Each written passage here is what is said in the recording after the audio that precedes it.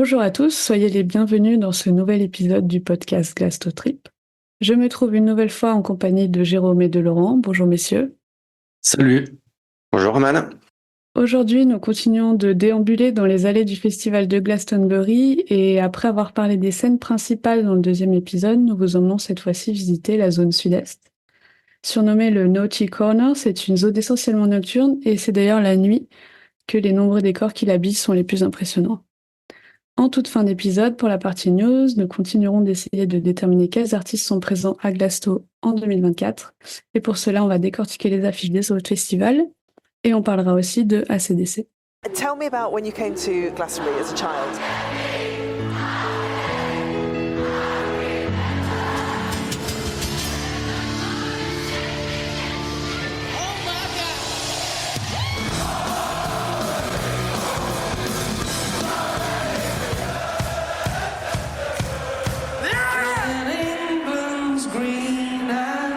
There's a warm feeling about this land, and it's got history, and it's got so much beauty attached to it. Just you!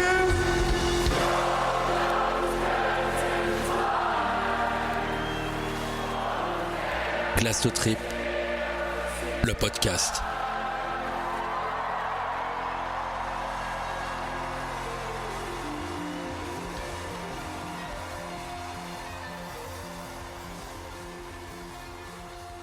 Donc oui, on a décidé de parler de la zone sud-est aujourd'hui.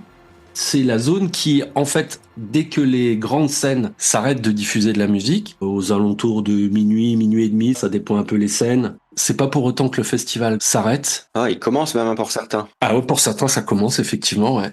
Le public quitte les grandes scènes et commence à se répartir un peu partout sur le site. Et il y a en fait un certain nombre de zones qui se mettent en activité.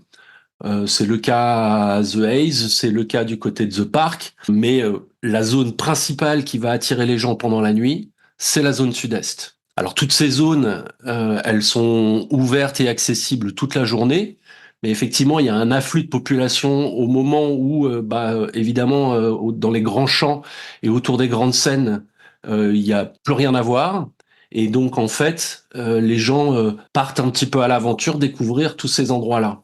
Et dans la zone sud-est, on va trouver 4 sous-zones dans lesquelles il y a les attractions les plus emblématiques de la nuit de Glastonbury. Donc ouais, effectivement, la nuit, on sait d'emblée que la zone sud-est va être un point de convergence parce qu'on voit tout au long de la journée des annonces sur les panneaux d'affichage qui viennent avertir du fait que à partir d'une certaine heure, à partir de 10h ou 11h du soir, l'accès à la zone est assez réglementé. Oui, et puis en plus, il y a un sens de circulation. On peut rentrer que par un point, ressortir par un autre. On fait pas comme on veut, là. C'est le centre du festival qui est transformé en rond-point géant.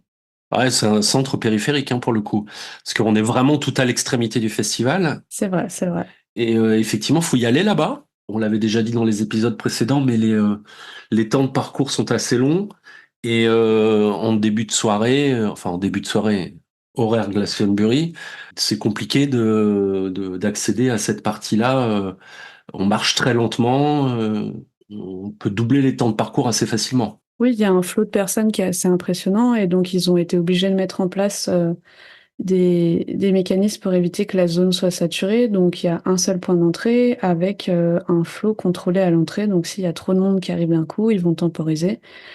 Et il y aura l'accès qui sera fermé quelques instants avant de réouvrir et de laisser passer les gens par vague pour que derrière les premières zones accessibles par ce point d'entrée ne soient pas complètement saturées.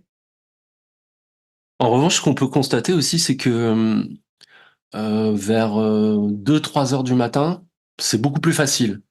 C'est-à-dire qu'on constate qu'il y a énormément de gens à la fin des concerts qui vont directement là-bas, mais il y en a beaucoup qui viennent juste voir, visiter, mais qui s'éternisent pas.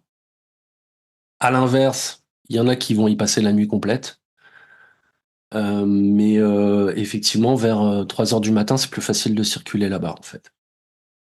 Après, il y a aussi d'autres choses à voir dans le festival de nuit. Il y a plusieurs zones qui aujourd'hui fonctionnent de nuit et qui offrent une programmation qui s'anime la nuit parce qu'il y a des jeux de lumière, il y a des mises en scène, il y a des choses comme ça.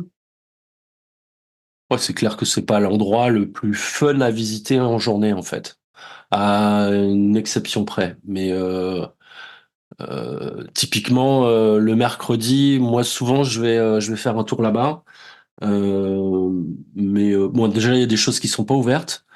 Et bon, les décors n'ont d'intérêt que la nuit, en fait, pour leur plus grande part.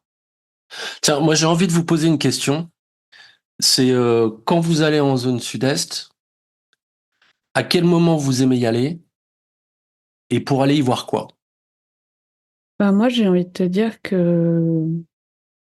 Alors, j'ai fait comme toi, j'y suis allée une fois en journée pour voir un petit peu les décors et j'y suis retournée la nuit. Et c'est vrai que la nuit, c'est beaucoup plus impressionnant parce qu'il y a des jeux de lumière qui vont avec les scènes, avec les décors et tout ça. Donc, je préfère y aller la nuit pour profiter de la musique, mais dans un cadre aussi qui permet... on en prend plein les oreilles et on en prend plein les yeux et je trouve ça super sympa. Mm. Et toi, Laurent? Bah moi, j'aime bien aller faire un tour pour rejoindre des personnes du groupe, m'amuser, sentir un peu l'ambiance. Bah, disons qu'on perd un peu ses repères. Il y a la foule, la musique, les lumières, les décors. Et bah, à cette heure tardive, on a vite fait de s'y perdre en fait et d'y passer soit un bon moment ou soit comme beaucoup de personnes, y rester une heure et puis aller voir un peu ailleurs ce qui se passe. Boire une pinte à Avalon qui est tout près. Par exemple. Ah, donc, on le disait tout à l'heure, en fait, la zone sud-est, elle est découpée en 4 parties, 4 zones à l'intérieur de cette grande zone. Et là aussi, j'ai envie de vous poser la question. Bah, Roman, toi, par exemple, pour commencer, c'est laquelle ta zone préférée parmi les 4? C'est un choix très difficile. Il y a plein de choses que j'ai aimées. Je peux te dire celle que j'aime le moins, si tu veux. Ah, vas-y. Celle que j'ai le moins aimée, c'est Unfairground, parce que je trouve l'ambiance un petit peu flippante, tu vois, donc je suis pas très à l'aise. Entre les deux que j'ai préférés, c'est difficile, j'hésite entre The Common et Block 9, pour le côté décor qui m'a envoyé du rêve dans les deux cas. Et toi, Laurent? D'ailleurs, Laurent, si j'ai bien compris, finalement, t'es pas hyper client de la zone. Ouais, moi j'y vais un peu pour poursuivre la troupe. Et bah, par exemple l'an dernier, j'ai bien aimé The Common et certains moments passés à Shangri-La. Et c'est surtout ces zones-là que j'aime bien. Après, il y a toujours la scène Icon qui est vraiment impressionnante, qui est à voir. Mais pour l'ambiance, c'est peut-être plus Shangri-La, moi. Ok. D'ailleurs, en fait, on est en train de parler de décor, de lumière. Perdons pas de vue quand même que ça reste des zones musicales et que, en fait, pratiquement enfin, une bonne partie des décors sont là pour entourer des scènes et c'est bien des scènes à part entière. Mais effectivement, il y a un aspect qui est là pour faire la fête pendant toute la nuit, jusqu'à 5-6 heures du matin. On va commencer parmi les 4 zones par la plus ancienne d'entre elles, qui s'appelle Shangri-La. Donc Shangri-La, c'est la plus ancienne et c'est apparu comment? Shangri-La s'est apparu à partir d'une zone antérieure, qui était située au même endroit, qui s'appelait Los Vegas. Et c'est un peu le même esprit. Donc en fait, c'était des artistes issus de la culture Travelers. L'histoire des Travelers à Glastonbury, c'est un petit peu compliqué. Je vais pas rentrer en profondeur dans le sujet. Ce serait probablement l'opportunité de faire un épisode historique à part entière. On va dire que parmi les Travelers, il y a un type important qui s'appelle Joe Rush, qui est par exemple le fondateur de Carnage, qui est aussi celui qui a décoré la pyramide. Et c'est lui qui avait créé Cinéra-Mageddon, etc. C'est quelqu'un qui travaille beaucoup sur la récupération. Et aussi, il a utilisé beaucoup d'objets, de véhicules militaires, de choses comme ça. Et donc, à l'époque, ils avaient créé une zone dans le même esprit que celle de la zone sud-est aujourd'hui, très décalée, très humoristique, avec un côté un peu cyberpunk, etc. Au bout d'un moment, cette zone était trop petite, avait besoin d'évoluer. Et donc, ils ont créé Shangri-La, quasiment sur le même concept, hein.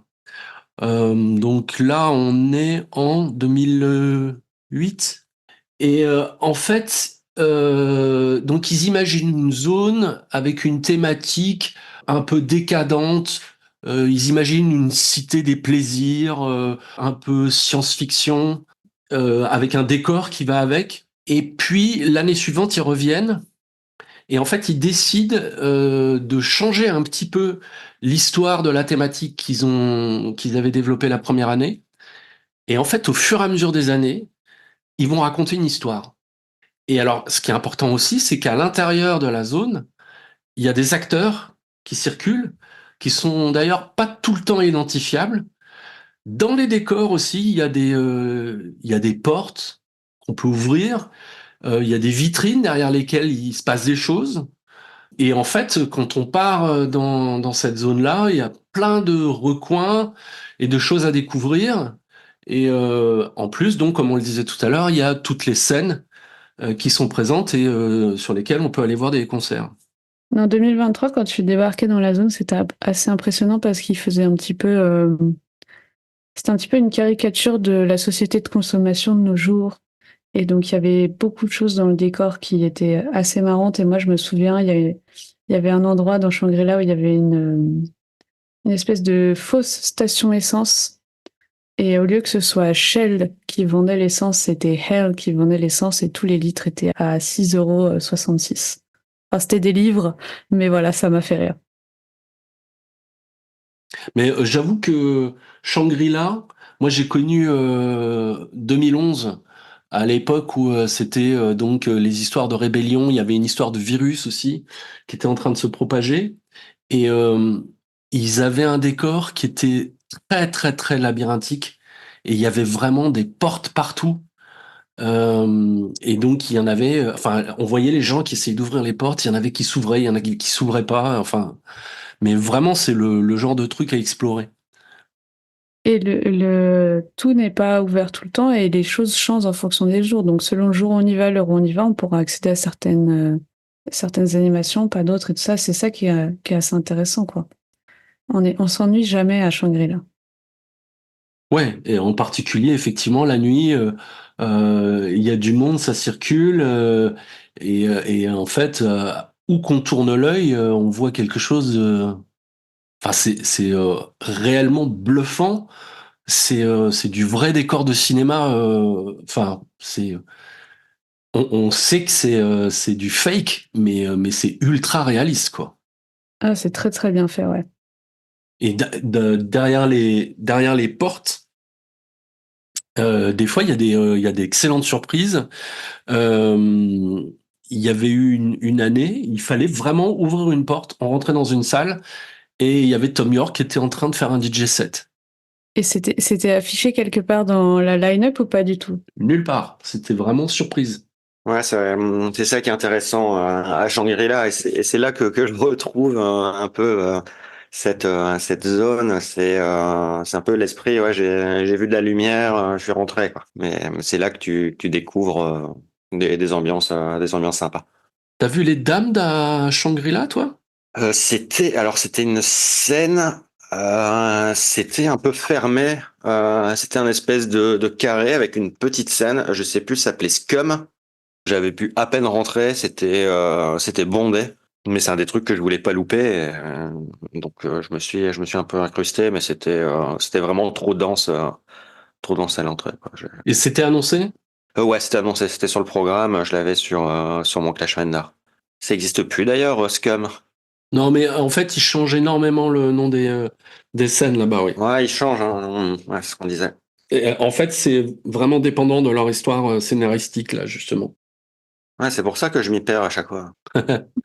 Ouais, effectivement, c'est difficile parce que on passe assez facilement d'une zone à l'autre, en particulier de Block 9 à Shangri-La. Ou même The Common à Shangri-La, non? Ah bah oui, mais en fait, oui, ça tout se rejoint là. Il y a un endroit où il y a les deux zones, effectivement, il y en a une à gauche et l'autre à droite. Tu vois, je suis pas si paumé que ça, mais j'ai encore la chronologie la soirée que j'ai passée l'an dernier. Alors, en fait, c'est Block 9 qui est quand même assez grand là. Ouais, parce que Block 9, ça s'étend en gros de Avalon à The Common. Continue le tour, quand tu commences à revenir, t'entres dans Shangri-La. Et au bout de ça, tu dois avoir Unfairground. Exactement. Ouais, c'est ça. Donc Shangri-La, ça arrive en 2008 et en 2010, la zone sud-est est étendue avec 3 nouvelles zones, dont la plus grosse aujourd'hui, Block 9. Ouais, en effet. Block 9 qui est en 2 parties essentiellement, avec Genesis d'un côté et surtout le grand champ dans lequel on trouve Icon. Icon qui est pour moi la scène la plus impressionnante en termes de décor à Glastonbury l'année dernière. Ouais, je pense que c'est effectivement esthétiquement la plus grande réussite de tout le festival. Elle est sublime. Mais il faudrait la décrire. Alors, on va essayer de la décrire. Je vous jure qu'il faut pas nous prendre pour des fous. Donc, c'est une espèce de tête de personne inclinée. Donc, on a les épaules, on a la tête penchée sur le côté. Et à la place des yeux et du nez, il y a une espèce d'énorme écran qui a été inséré, qui est creux. C'est un petit peu comme un cube qui avait été mis dans la tête et ça fait à peu près 20 mètres de large au total. Et donc, il y a des jeux de lumière qui s'adaptent, qui épousent la forme de la tête, qui épousent une espèce de grand écran derrière et qui s'adapte aussi à l'espèce de cube qui est inséré dans le visage. C'est assez impressionnant, c'est immense. Ouais, et en plus, la tête est inclinée, le cube est lui-même, c'est pas juste un cube horizontal, mais il est incliné. Tout autour du cube, il y a des lumières qui éclairent en partie la foule, qui éclairent aussi la scène. Et en fait, c'est c'est à la fois très paisible, mais aussi très science-fiction. C'est vraiment ouais, très impressionnant. Et quand tu dis 20 mètres, je me demande si c'est pas plus, hein. C'est grand en Et plus. ouais, dans ce cube, en fait, c'est la scène qui est installée, non? C'est ça, Ouais, exactement. ouais, exactement. Il y a un DJ ou il y a quelqu'un qui performe à cet endroit-là, ouais. Ouais, ça fait comme un peu un casque de réalité virtuelle, mais en inversé, qui vient s'encastrer comme ça dans le visage. Exactement, ouais, c'est un peu ça, ouais. Comme si c'était la réalité plutôt qui te rentrait dedans plutôt que l'inverse. Donc ça, c'est la plus grosse scène de la zone qui est relativement récente puisqu'elle est arrivée en 2019. Ça fait quand même 15 000 personnes qui peuvent se mettre devant la scène. On s'en rend pas compte, mais c'est vachement grand. Ouais, c'est super grand. Ouais. Et dans Block 9, on a aussi les décors ultra réalistes, en particulier de NYC Downlow et du Meat Rack, je crois. En fait, tout ça, c'est un seul bâtiment. Comment le décrire? C'est une réplique, euh, c'est une réplique d'un bâtiment du Meatpacking District dans les années 80 à New York. Et c'est vraiment, enfin, ça a l'air vrai, quoi. C'est assez impressionnant. Et donc, c'est comme si vous alliez un petit peu dans un abattoir de l'époque, dans un bâtiment industriel, quoi. Sauf que dedans, c'est une boîte de nuit. Ouais, et puis il y a des acteurs tout autour. Il y a aussi un taxi ou une voiture de police, je sais plus, qui est planté dans la façade. Il y a de la fumée qui sort. Enfin, c'est un décor délirant. Mais là, pour le coup, le jour, ça rend vraiment beaucoup moins que la nuit, parce qu'en plus, il y a des lumières à l'intérieur, et avec la fumée, etc., c'est mais incroyable. C'est un vrai décor de cinéma. Ah ouais, ouais.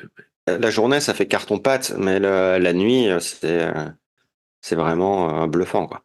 Alors moi, je suis pas rentrée dedans, donc je sais pas à quoi ça ressemble. Est-ce que le décor est tout aussi poussé à l'intérieur? Je pense que j'irai y faire un tour cette année. À l'intérieur de The Mitrack, pour le coup, c'est vraiment minuscule. Bah, c'est une boîte de nuit. Hein, il y a rien à en dire. Hein, enfin, pour moi, c'est assez petit, assez sombre. Il y a de la musique, des gens qui dansent hein, dans une ambiance un peu spéciale. Hein. C'est un peu queer, ce genre d'ambiance-là. C'est assez curieux. D'ailleurs, ce fameux Mitrak, il y a des figurants qui se baladent pendus à des crocs de boucher comme si les gens étaient des morceaux de viande, dans des tenues assez provocantes ou des postures assez provocantes. Tout un programme. Moi, j'y suis jamais rentré non plus.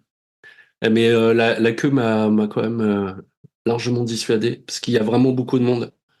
C'est vrai qu'il y a la queue tout le temps, mais c'est réputé pour ça et en fait, la NYC Dondo, ça a la réputation en Angleterre d'être la meilleure boîte de nuit d'Angleterre, même si elle est ouverte que 4 jours par an. Mais il y a beaucoup de queues, donc il faut être patient pour y aller. Mais il paraît que l'ambiance à l'intérieur est vraiment sympa. Et il y a des bons noms qui passent. Pour les amateurs de musique électronique, il y a des bons DJ qui passent, donc ça peut valoir le coup, je pense, d'aller y faire un tour et de prendre son mal en patience pour y entrer. On attaque une autre zone qui a, comme Block 9, été créée en 2010 et qui, elle, est d'inspiration latino-américaine, on va dire. C'est The Common. Pourquoi je dis d'inspiration latino-américaine? Parce qu'il y a essentiellement 2 points d'attraction dans cette zone. C'est The Temple, qui est un temple qui a une décoration qui pourrait sembler être inca ou aztèque, assez fantaisiste, un peu à la Tintin et le Temple du Soleil.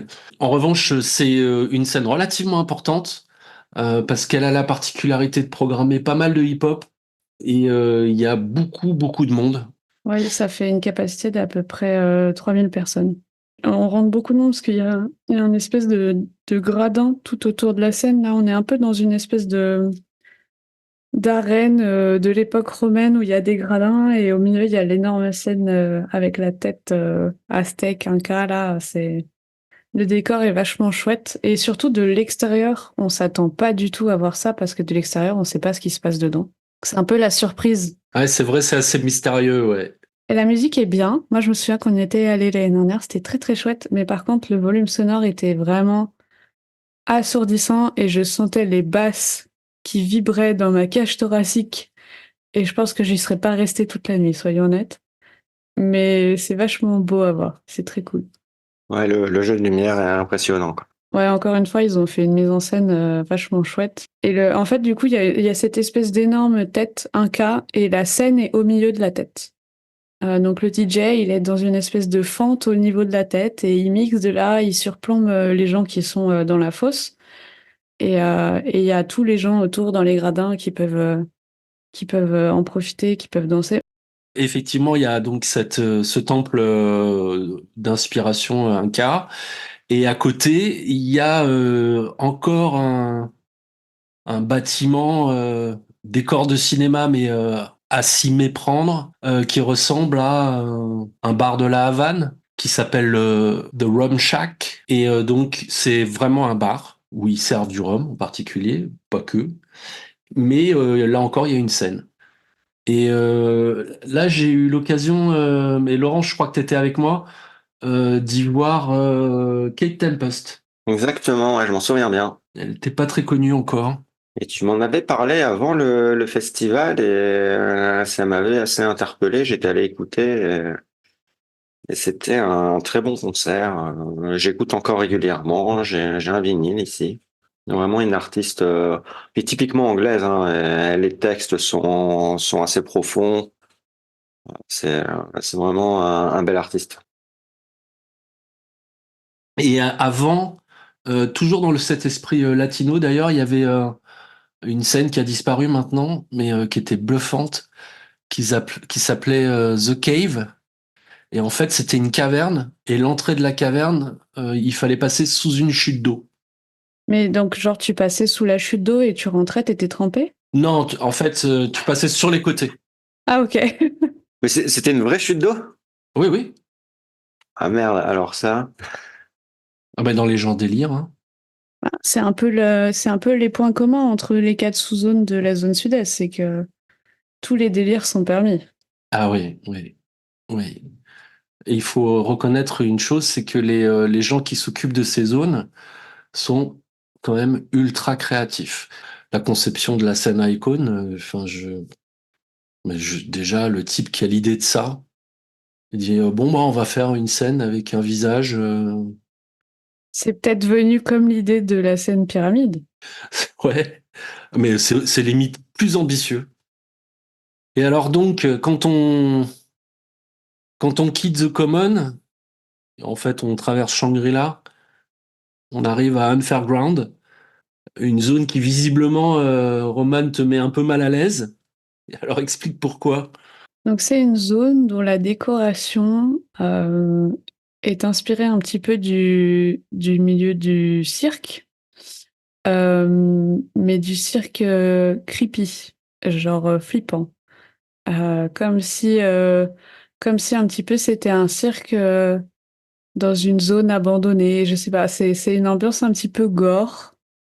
Euh, c'est pas le genre d'ambiance que j'ai apprécié particulièrement de nuit, tu vois. Si tu passes par là juste avant d'aller te coucher, il y a moyen que tu rêves de clowns qui viennent t'attaquer, quoi. On sait pas trop si c'est une fête foraine ou une zone de torture. C'est un peu ça. Et là aussi, il y a des comédiens qui sont grimés un peu partout. Il y a des filles qui sont maquillées, mais avec ces maquillages un peu à la Joker. Comment elle s'appelle, la copine du Joker? Harley Quinn. Harley Quinn. C'est un peu ce genre-là. Par contre, c'est très esthétique. Alors, une esthétique particulière, mais c'est très, très esthétique. C'est très bien fait, hein. Ouais, c'est super bien fait. Et en fait, il y a plein de choses qui sont là, qui sont des œuvres d'art.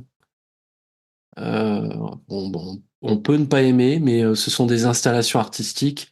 Il y a quelques installations de Joe Rush, justement, qui sont restées là. Il fait maintenant partie du patrimoine, quoi. Et en fait, c'est vraiment l'esthétique qui est très particulière et propre à Glastonbury, en fait. C'est-à-dire. Le gars qui a créé Arcadia, par exemple, c'est le frère de Joe Rush. Donc en fait, il faisait partie de la même équipe.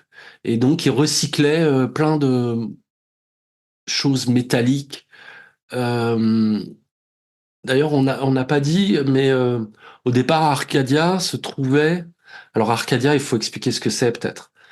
Arcadia, c'est une structure gigantesque en forme d'araignée. Et dans le corps de l'araignée, il y a une espèce de petit kiosque dans lequel prennent place des DJ. Et l'araignée crache du feu. Il y a des lasers qui sont projetés un peu partout. Il y a des lumières. Et à l'époque, quand Arcadia se trouvait au centre de Shangri-La, il y avait aussi tout autour des décorations. Alors, c'était des espèces d'arbres, mais qui étaient fabriqués avec des tuyaux métalliques par lesquels sortait de la fumée. Et donc, en fait, le feuillage des arbres était remplacé par de la fumée. Et il y avait tout un show qui se déroulait à cet endroit-là, dès minuit. Et tout ça, c'est les gens qui, historiquement, ont toujours décoré le festival. Et en fait, ce qui reste dans cette zone-là, de cette période Arcadia, Joe Rush et ses potes, en fait, c'est une compagnie qui s'appelle Mutoid Waste. Euh, on le retrouve dans Unfairground, en fait. D'accord, ok.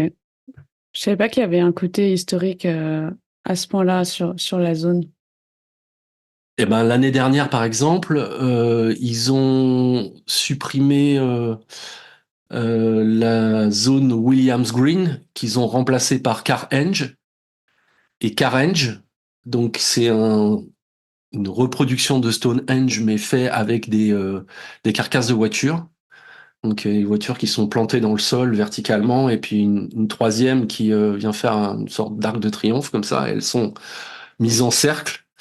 Et, euh, et en fait, ça, c'est une œuvre de Joe Rush. Et ça avait été créé, je me souviens plus de la date, mais vers la fin des années 80.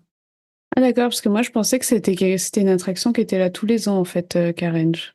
D'ailleurs, d'y arriver, j'avais pas du tout compris que c'était un Stonehenge de voiture. Bah, en fait, tout ça, c'est l'esthétique de Glastonbury. Ok, mais il y a une grosse ambiance un petit peu, oui, effectivement, comme tu dis, un peu cyberpunk, parce que les voitures sont pas juste posées comme ça, elles sont décorées, elles ont tout un univers, une décoration, enfin, c'est assez impressionnant à voir. Alors par contre, justement, Unfairground, avec ce côté exposition artistique, déjà au niveau des scènes, c'est plus modeste, plus calme, et donc il y a moins de monde. Donc en fait, c'est un peu un sas de décompression quand on est dans la zone sud-est. C'est l'endroit où on peut un peu s'échapper quand on est un peu fatigué de la foule et des difficultés à se déplacer. Et c'est aussi un endroit où on peut venir dans l'après-midi sans aucun problème parce que il y a moins cette dimension décor.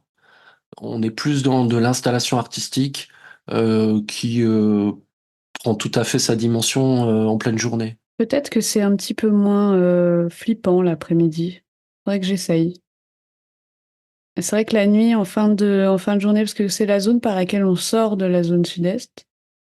Et quand on est en fin de longue journée qui a commencé à midi, il est 3-4 heures du matin, on passe là-dedans, on est fatigué, c'est pas l'ambiance la plus rassurante pour moi.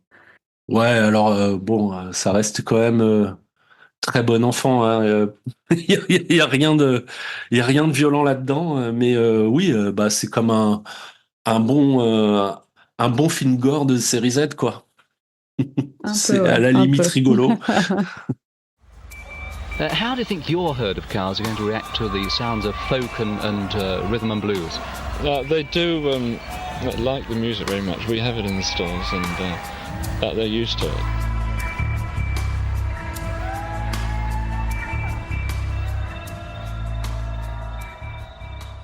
Alors, qu'est-ce que vous avez vu dans les dernières affiches de festivals qui sont sorties et que vous pensez qu'on va pouvoir voir à Glastonbury cette année?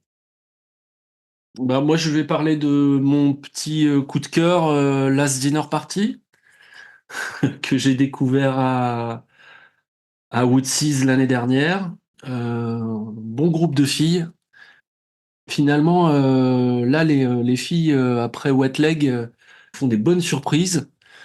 Elles sont annoncées à Rock en Seine, me semble-t-il. Elles ont été élues BBC Sound of 2024. Et donc, je pense que il n'y a pas de raison qu'elles soient pas programmées à Glastonbury cette année.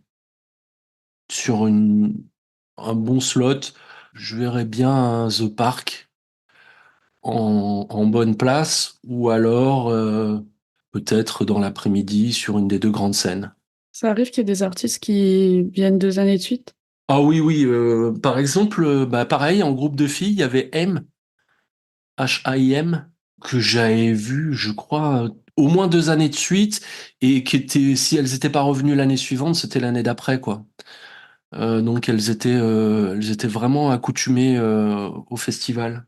Puis en fait, quand il s'agit d'un groupe comme ça qui a fait ses débuts sur une scène comme Woodseas, ça paraît assez logique que ils sont en phase de confirmation, qu'on les reprogramme sur quelque chose avec un peu plus de visibilité, quoi. Parce que là, elles étaient, je sais pas, elles étaient passées vers 2 heures de l'après-midi à Woodseas. Donc vraiment en début de journée. Ok. Ouais, c'est vraiment un groupe qui monte, hein. Il y a eu un petit article sur elle dans le Monde pas plus tard qu'aujourd'hui. Et c'est vrai que je les vois bien un slot plus confirmé cette année, moi aussi.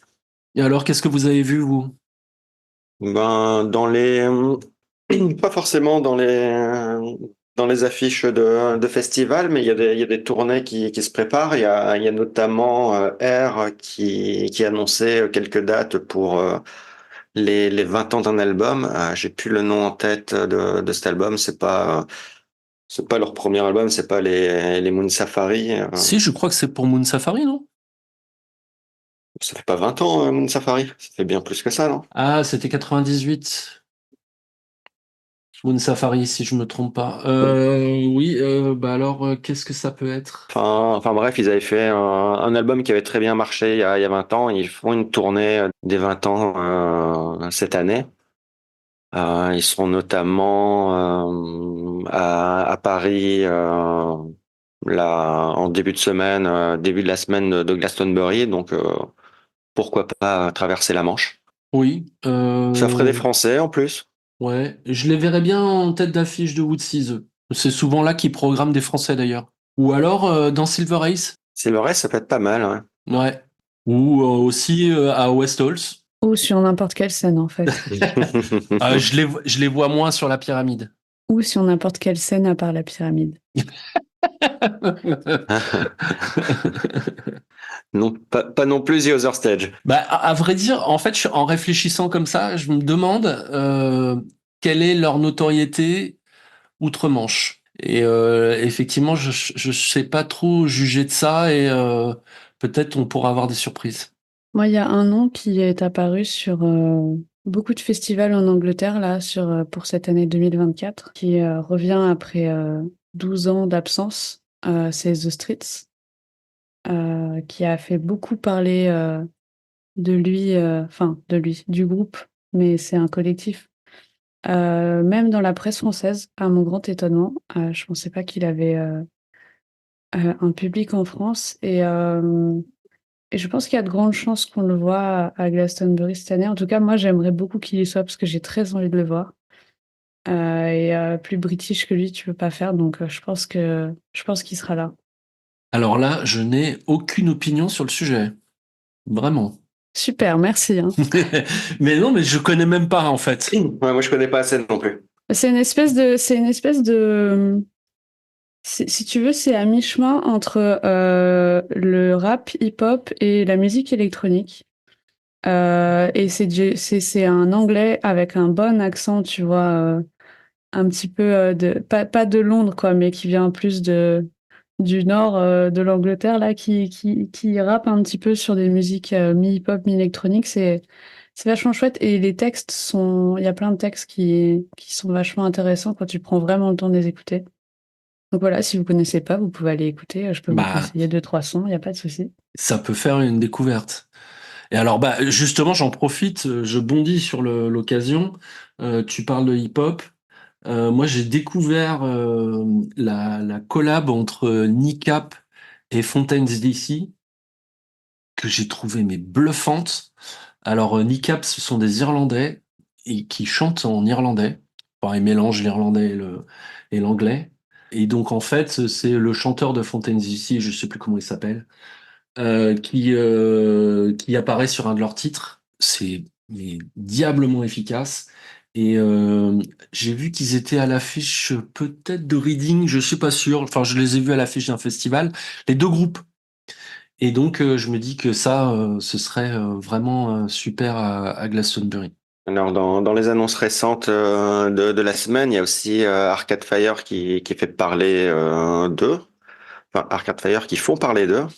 Ils ont annoncé quelques dates, dont une à Dublin et l'autre, je ne sais plus où, mais ça se passerait début juillet, genre le 1er juillet à Dublin. Donc, les voir à Glastonbury, ce serait pas mal. Et là, pour le coup, comme c'est un ensemble assez symphonique, qu'ils ont des mises en scène souvent assez spectaculaires, je les vois bien aussi sur une scène telle que la pyramide, là, pour le coup. Pyramide ou Other Stage, oui. Grande scène, en effet. Ils peuvent faire une tête d'affiche vraiment très très bien sur Other Stage. Et un 20e anniversaire, là encore.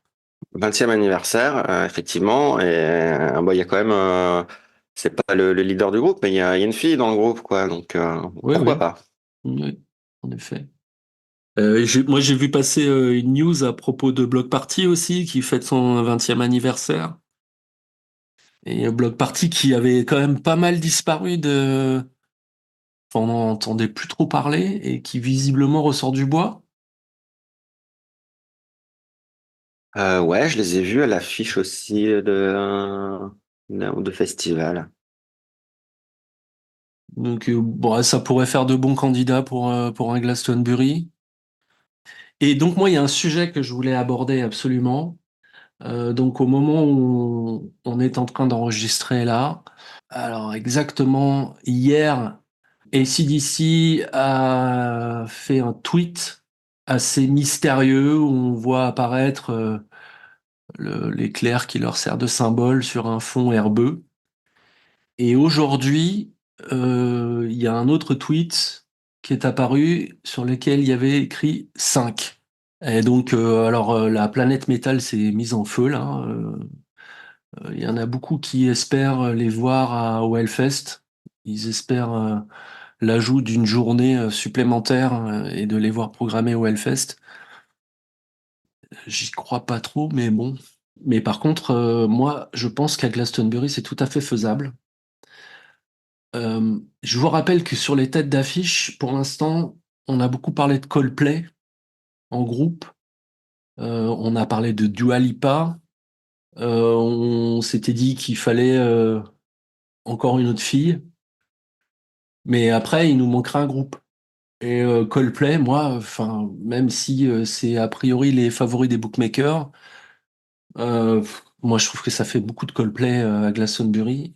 C'est un peu too much. Et en revanche, chez CDC, ils sont jamais venus. Ça pourrait le faire. Et alors, j'ai vu un autre truc dans ce 5 là qui est apparu. Je sens que demain, donc là aujourd'hui, on est mercredi en fait. Donc mercredi 5, jeudi 4, vendredi 3, samedi 2, dimanche 1 et lundi, ils vont annoncer quelque chose. Je pense que c'est un compte à rebours là qu'ils ont lancé. Et je fais beaucoup de suppositions. Et on pourra vérifier au moment où on va sortir cet épisode si je raconte des conneries ou pas. Enfin, si je prends mes désirs pour une réalité, mais en fait, là aussi à Glastonbury, on attend un nom. C'est-à-dire que on est en train de parler des affiches de tous les festivals environnants. Et ils sont tous en train de découvrir leur programme. Mais à Glastonbury, on sait qu'on aura une affiche au mois de mars, mais on attend quand même un nom. D'habitude, on avait déjà un nom à cette date-là. Et donc, il se pourrait que ce nom il soit donné lundi. Et si c'est bien un compte à rebours qu'on a, on verra ça demain. Mais si c'est un compte à rebours, ça pourrait être ça. Voilà mon idée. C'est vrai que là, c'est silence radio et que ils attendent probablement d'avoir une annonce à faire. Ils ont forcément signé au moins une des 3 têtes d'affiche et ils vont en lâcher une, quoi. Et encore, en général, on se contente ou d'une des 3 têtes d'affiche ou du Sunday Tea Time Legendary Slot. Qu'est-ce que vous en pensez, vous, de l'hypothèse ACDC? Moi, j'avais entendu une rumeur comme quoi ils faisaient jamais de festival.